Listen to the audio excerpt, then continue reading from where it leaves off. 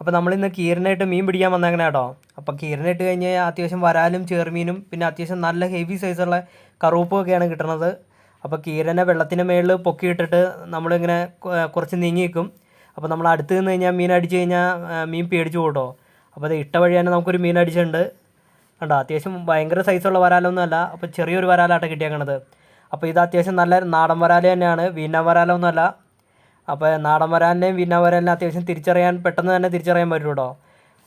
അത് കഴിഞ്ഞ് അടുത്ത മീനും നമുക്ക് അടിച്ച് കിട്ടിയിട്ടുണ്ട് രണ്ടാമത്തത്. അപ്പോൾ ഇത് നാടൻ വരാലാണെങ്കിൽ അതിൻ്റെ അടിവശത്ത് നല്ല കറുത്ത ഷെയ്ഡ് ഉണ്ടാവും. വീന വരാലാണെങ്കിൽ ഭയങ്കര സൈസുമായിരിക്കും, അതേപോലെ തന്നെ അടിവശം നല്ല വെളുത്തുമായിരിക്കും ഇവിടെ ഇരിക്കുന്നത്.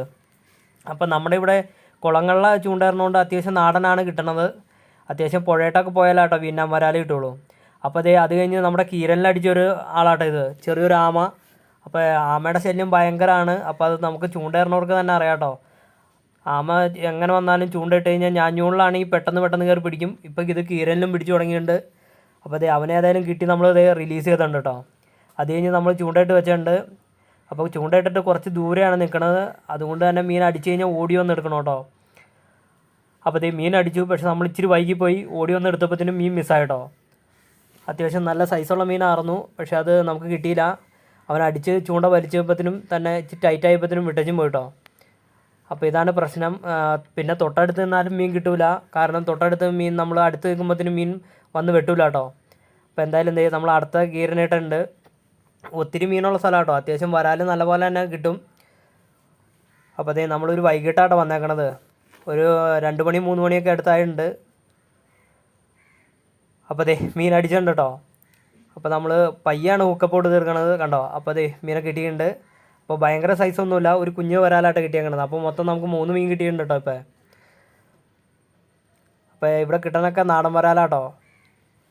പിന്നെ ഇതിനെ റിലീസ് ചെയ്യാൻ പറ്റിയ സൈസൊക്കെയാണ്, പക്ഷേ എന്നാ പ്രശ്നം എന്താ വെച്ച് കഴിഞ്ഞാൽ ഇതിൻ്റെ തൊണ്ടയിൽ കുടുങ്ങണതുകൊണ്ട് റിലീസ് ചെയ്തിട്ടും കാര്യമൊന്നുമില്ല.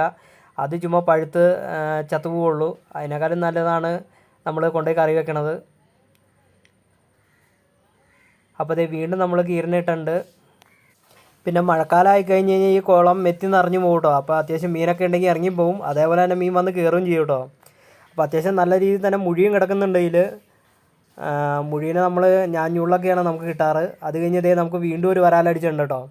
അതും ഏറെക്കുറെ ഒരു ചെറിയ വരാലൊക്കെ തന്നെയാണ്, ഇത്രയുള്ള സൈസൊക്കെ തന്നെയാണ് കേട്ടോ നമുക്ക് കിട്ടാറ്. ഇടയ്ക്കാണ് ഭയങ്കര സൈസ് മീനെ കിട്ടാറുള്ളൂ. ഇടയ്ക്ക് ഞാൻ സ്ലിംഗ് ഷോട്ട് വന്നടിക്കണോണ്ട് വലിയ വരാലൊന്നും കാണാറില്ല.